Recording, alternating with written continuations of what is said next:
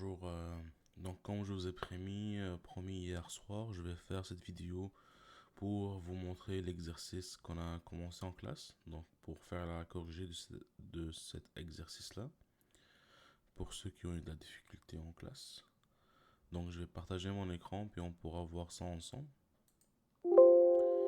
Donc ici je partage mon écran, donc on a l'exercice à gauche et j'ai ma machine virtuelle, donc ma VM à droite ici. Donc là, je dis dans cette arborescence-là, donc à partir de home de user, donc mon répertoire maison, je vais créer trois répertoires. Donc répertoire 1, répertoire 2 et répertoire 3. Et dans chacun des répertoires, je vais créer deux fichiers, donc 1, 2, 3, 4, 5 et 6. Donc on va faire cet exercice-là ici dans la machine virtuelle. Donc en premier, si je commence par imprimer où est-ce que je suis, donc juste pour être sûr que je suis dans bien Home User, donc je suis bien dans Home et User. Donc maintenant, je peux commencer à taper mes commandes puis à créer mes fichiers. Donc pour créer un répertoire, donc on a vu en classe, c'est mkdir. Donc mkdir, le nom du répertoire. Donc répertoire 1. Et on a vu en classe comment je peux réutiliser la même commande avec les flèches. Donc si je monte d'un flèche, je peux changer le 1 pour un 2. Si je fais ça encore, je peux changer le 2 pour un 3. Donc maintenant si je fais ls, je devrais avoir répertoire 1, 2 et 3. Donc maintenant, il faut qu'on se déplace dans ces répertoires pour créer les fichiers. Donc je peux faire cd répertoire 1. Et pour créer un fichier, donc on a dit que c'était la commande touche. Donc c'est touche fichier 1. Et je peux encore utiliser mes flèches pour monter en haut pour taper fichier 2. Et voilà. Donc maintenant je suis dans le répertoire 1. Donc si je fais pwd, je vois bien que je suis dans le répertoire home user répertoire 1. Donc il faut que maintenant j'aille à répertoire 2 ici. Donc je vais faire un cd slash home, donc le chemin absolu, slash user slash répertoire 2. Et avant de créer le fichier, je vais juste être sûr que je suis dans le répertoire 2. Donc je fais pwd et je vois très bien que je suis dans le répertoire 2 ici. Donc je vais effacer l'écran pour que mon curseur remonte en haut. Et je vais taper la touche. Donc je vais créer les deux fichiers, donc avec touche fichier 3 et touche fi touche oups touche fichier 4. Donc si je fais alas, je vois bien que j'ai fichier 3 et fichier 4 de créer maintenant. Donc maintenant il me reste seulement à aller à répertoire 3 pour créer ces deux fichiers là. Donc je peux faire cd slash home slash user slash répertoire 3.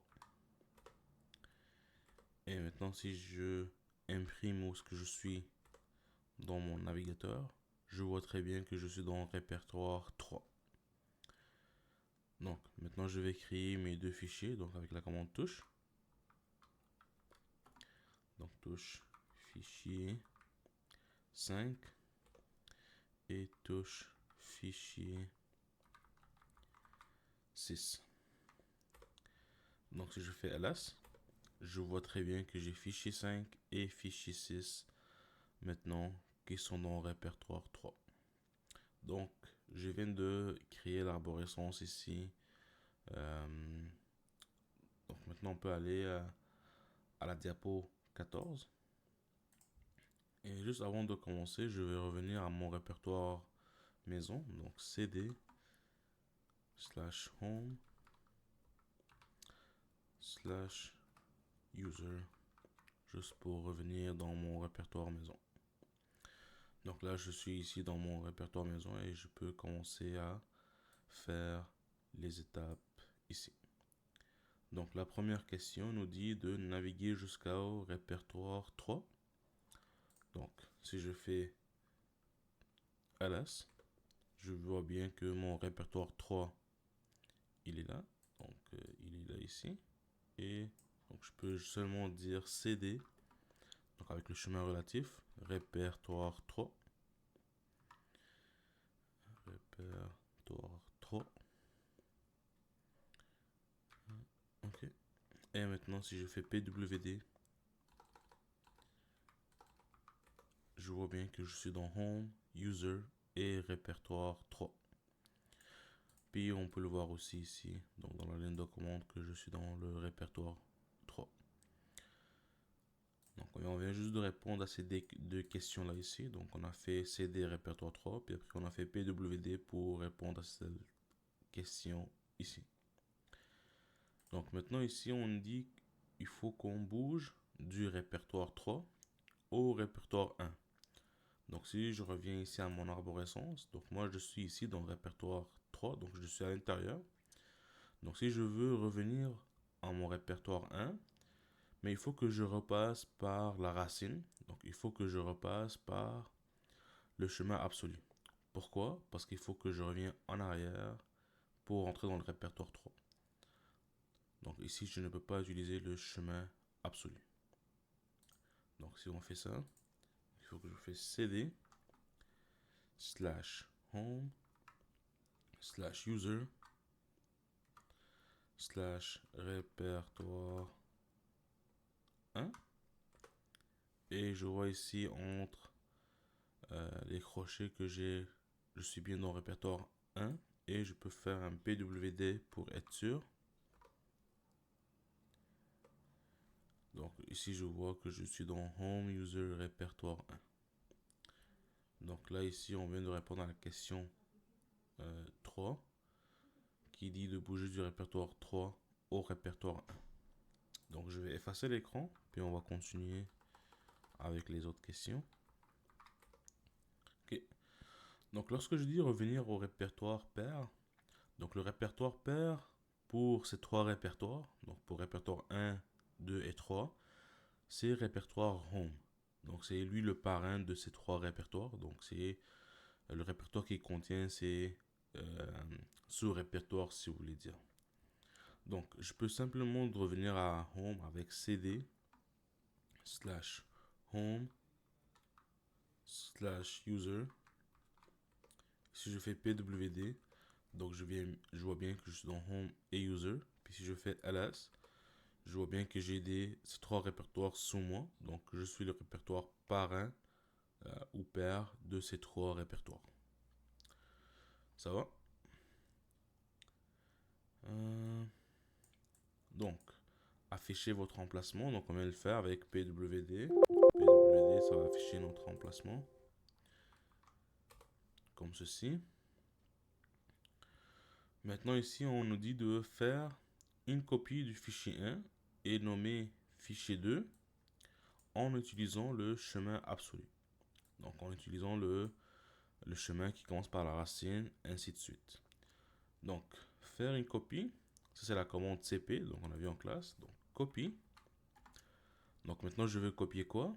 Fichier 1. Donc, fichier 1 se trouve où? Donc, fichier 1 se trouve dans Home User, répertoire 1, et à l'intérieur, il y a fichier 1.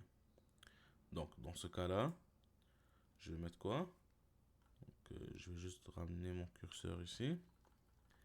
Donc, c'est cp / home / user / répertoire 1 / le fichier que je veux copier, donc le nom du fichier que je veux copier, donc c'est fichier 1. Et moi, je veux le copier où? Je veux le copier dans mon home directory. Donc, je veux le copier dans home directory de user. Donc, c'est slash home. Instant. Slash home. Slash user. Slash, je vais donner le nom du fichier. Donc, ça s'appelle fichier 1. Donc, le fichier que je veux renommer. Donc, le fichier initial, c'est fichier 1. Et je veux le renommer à fichier 1 copie. Donc, fichier 1, j'ai mis un E de plus. Donc, fichier 1. Et je vais mettre la commande copie. Donc, maintenant, si je fais ls, je devrais voir fichier 1 copie qui a été copié du répertoire 1 à mon répertoire home de user. Donc, ça c'est pour la question ici. Faites une copie. Maintenant, pour la prochaine question, on dit de bouger ensuite.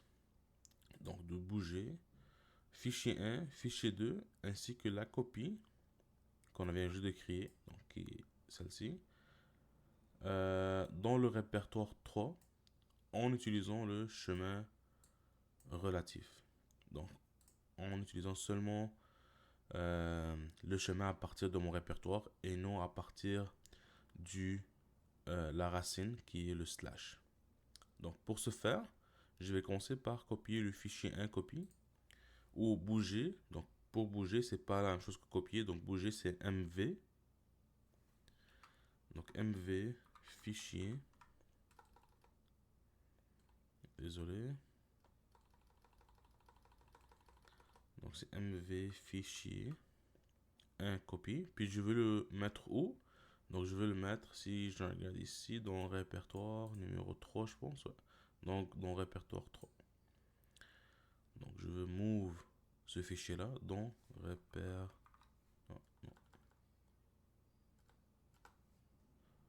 Dans répertoire 3. Enter.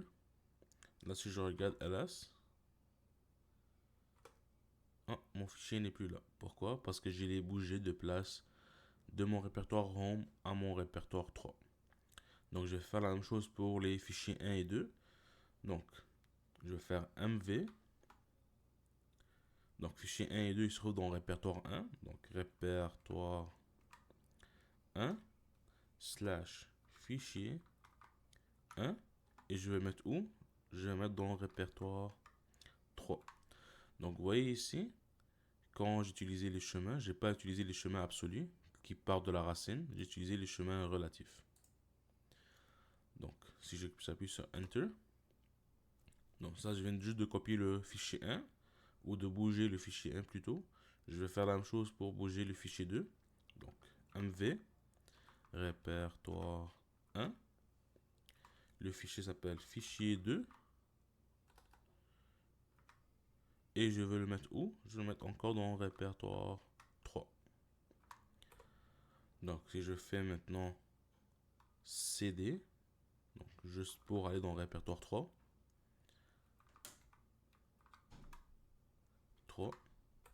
et que je fais ls, je vois bien que j'ai maintenant fichier 1 copie et fichier 2 qui sont dans mon répertoire 3.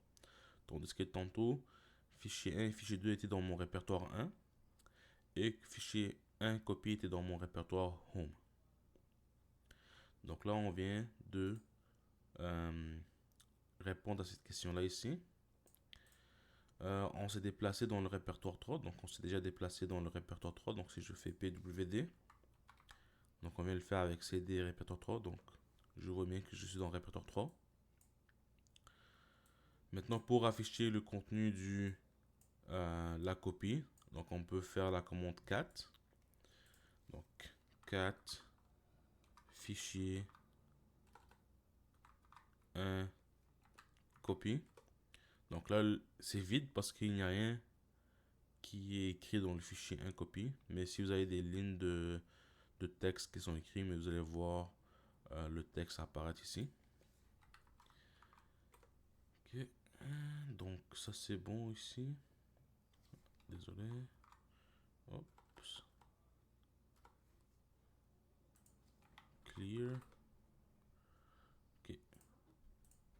bon ici.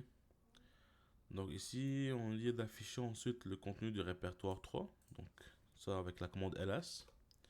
Vous voyez, j'ai fichier 1 copie, fichier 2, 5 et 6. Maintenant ici, on nous dit de supprimer la copie que vous venez de faire. Donc pour supprimer un fichier, on a vu que c'était rm. Donc ça c'est pour supprimer un fichier. Et pour supprimer un directory, c'est rmdir.